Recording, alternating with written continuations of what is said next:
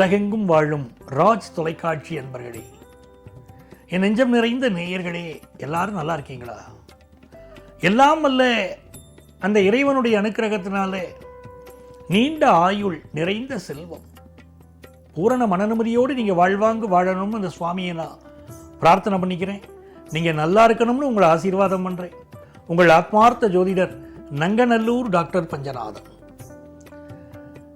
இன்னைக்கு நம்ம பார்க்க போவது செப்டம்பர் மாதம் 8ஆம் தேதி 2025ஆம் ஆண்டு பலன்களை பார்க்க போறோம். தமிழ் வருடத்துல இது விசுவாவசு வருடம், ஆவணி மாதம் 23ஆம் நாள் திங்கட்கிழமை. இன்னைக்கு சந்திர பகவான் பூரட்டாதி நட்சத்திரத்துல பயணம் பண்றார். இன்றிலிருந்து மாலைய பட்சம் ஆரம்பிக்கிறது.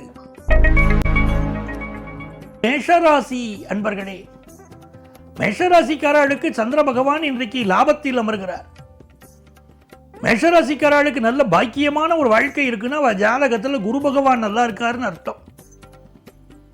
அந்த பாக்கியாதிபதி குருவின் சாரத்தில் சந்திர பகவான் இன்னைக்கு செல்கிறார். பல பேர் சுவாமிக்கு வேண்டிய நேர்த்தி கடனை இன்றைக்கு செலுத்துவார்கள். முடி காணிக்க கொடுக்கிறேன் சில பேர் வேண்டிட்டு இருப்பாங்க, அதை இன்னைக்கு நிறைவேற்றுவாங்க. தலைமை பொறுப்புகள் சிலருக்கு வரும். அலுவலகத்திலும் சரி, வெளி வாழ்க்கையிலும் சரி, முக்கியமான பொறுப்புகள் ஏற்றுக்கொள்ளக்கூடிய வாய்ப்புகள் உண்டு. நிறைய நன்மைகள் தேடி வரும். நல்ல வருமானம் பெருகும். பயணங்களினால் நன்மைகள் உண்டு. குடும்ப சந்தோஷம் பெருகும். நல்ல நாள். பேரம்பேத்தி எடுக்கிற யோகமெல்லாம் பலருக்கு இன்னைக்கு உண்டு.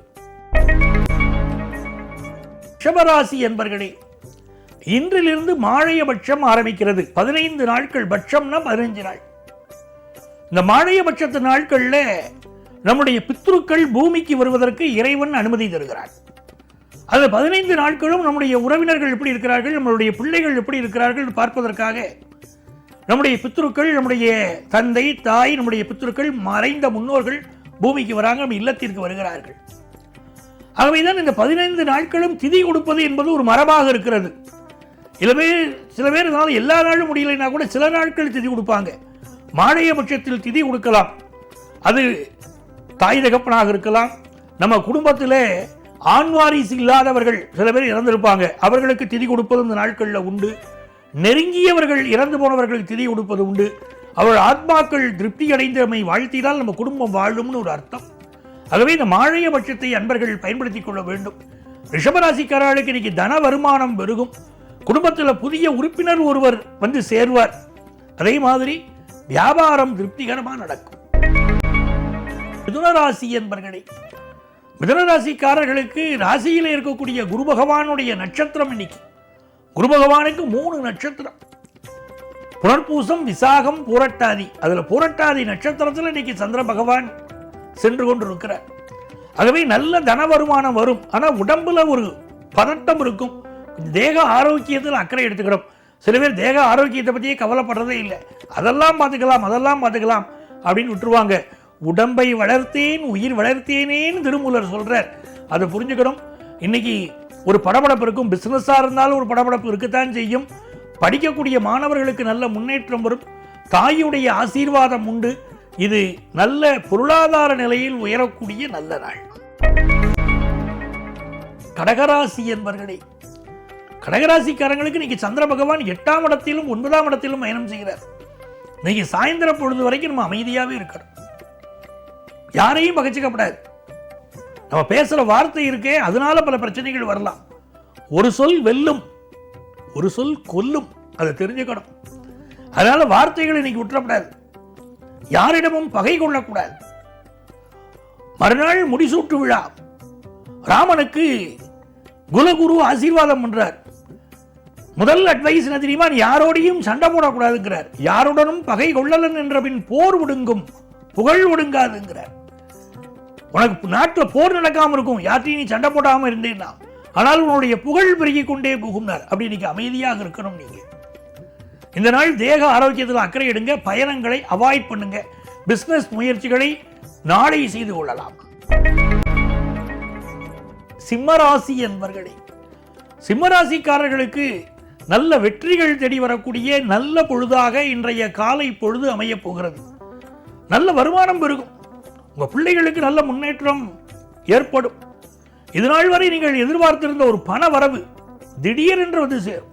கொடுக்கவே மாட்டாருன்னு நினச்சிருப்பேன். கையில் வாங்கிட்டு போன பணம் போனதுதான், ஏமாந்து போயிட்டோம் நம்ம அப்படின்னு நினச்சிருப்பீங்க. இப்போ அந்த பணம் திரும்ப கிடைக்கும். குடும்பத்து பெரியவர்களின் ஆசீர்வாதம் கிடைக்கும். இது நன்மைகள் அதிக அளவில் நடைபெறக்கூடிய நல்ல நாளாக வியாபார பெருமக்களுக்கு அமைகிறது. மாணவர்களுக்கு கல்வியிலே வெகுவான முன்னேற்றம் ஏற்படும். சரஸ்வதி கடாட்சம் இன்றைக்கு உங்களுக்கு ஏற்பட போகிறது. சரஸ்வதியை வழிபடணும் மாணவர்கள். கல்வியில நல்லா ஜெயிக்கணும்னா அதுக்கு ஒரு மந்திரம் இருக்கு. அதை தினந்தோறும் 108 முறை சொன்னா மாணவர்கள் நல்ல மதிப்பெண் பெற முடியும். என்ன மந்திரம் தெரியுமா? சரஸ்வதி நமஸ்துப்யம் வரதே காமரூபிணி வித்யாரம்பம் கரிஷ்யாமி சித்தே பவதுமே சதா. இதுதான் அந்த மந்திரம். டெய்லி 108 முறை மாணவர்களை சொல்ல சொல்லணும். படிப்புல நம்பர் 1 வர முடியும். கன்னிராசி என்பர்களே, கன்னிராசிக்காரர்களுக்கு இது மிக மிக நன்மைகளை தரக்கூடிய நல்ல நாளாக அமைகிறது. சந்திர பகவான் 6ஆம் இடத்திலும் பிறகு 7ஆம் இடத்திலும் இன்றைக்கு பயணம் செய்ய போகிறார். குரு பகவான் 10ஆம் இடத்தில் இருக்கிறார். ஆகவே இந்த நாளில் உங்களுக்கு நல்ல வேலை வாய்ப்பு கிடைக்கும். சிலருக்கு ஃபாரின்ல வேலை வாய்ப்பு கிடைக்கும். அதே போல புதிய தொழில் துவங்கும் எண்ணம் பலருக்கு இப்பொழுது உருவாகும். வருமானம் பெருகும். ஒரு கடன் எதிர்பார்த்தீங்கன்னா அந்த கடன் கிடைக்கும். அதே நேரத்தில் உடல் நலத்தில் அதிக அக்கறை எடுத்துக்கொள்ள வேண்டும். ஹெல்த்துக்கு தான் முக்கியத்துவம் கொடுக்கணும். ஏன்னா செவ்வாய் பகவான் ராசியில் இருக்கார். அஷ்டமாதிபதி செவ்வாய் பகவான் ராசியில் இருக்காருங்கும் போது நீங்க உடல் நலத்தில் அதிக அக்கறை எடுத்துக்கொள்ளுங்கள். துலாம் ராசி என்பர்களே, இன்னைக்கு குரு பகவானுடைய அனுக்கிரகம் பரிபூர்ணமாக கிடைக்கிறது. குரு பகவானுடைய சாரத்தில் தான் இன்னைக்கு சந்திரன் போறார். இந்த குரு பகவான் 9ஆம் இடத்திலிருந்து உங்களை பார்க்கிறாருன்னா நல்ல பெயர் நல்ல புகழ் கிடைக்க போகுது. குடும்ப வருமானம் பெருகக்கூடிய அற்புதமான நாள். குடும்பத்தில் உள்ள பெரியவர்கள் வாழ்த்துவாங்க. அப்ப தெய்வம் ததாஸ்தூன்னு சொல்லும். அப்போ குடும்ப பெரியவர்களுடைய ஆசீர்வாதம் உங்களுக்கு பலிச்சிடும். இன்னைக்கு வருமானம் பெருகும். வியாபாரமா இருக்கட்டும், குடும்பமா இருக்கட்டும், நிம்மதி பெருகும். நல்ல நாள். விருச்சிக ராசி அன்பர்களே, இந்த விருச்சிக ராசிக்காரர்களுக்கு பலருக்கு இன்னைக்கு அலுவலகத்தில் நல்ல பதவி நல்ல பொறுப்பு கிடைக்க போறது. நல்ல திறமசாலிகள் விருச்சிக ராசிக்காரர்கள். அந்த திறமைக்கேற்ற பரிசு கிடைக்கும். 5ஆம் இடத்துல சனி பகவான் இருக்கார். ஒருத்தர் ஜாதகத்தில் 5ஆம் இடத்துல சனி பகவான் இருக்கார் அப்படின்னு சொல்லிட்டா அவர்களுக்கு குடும்ப தோஷம் இருக்குன்னு அர்த்தம். யார் ஜாதகத்தில் எல்லாம் 5ல் சனி இருக்கோ அவர்கள் தங்கள் ஜோதிடரை அணுகி அதற்குரிய பரிகாரங்களை அவர்கள் பண்ணிக்கணும். 5ல் சனி இருந்தாலே குடும்ப தோஷம்.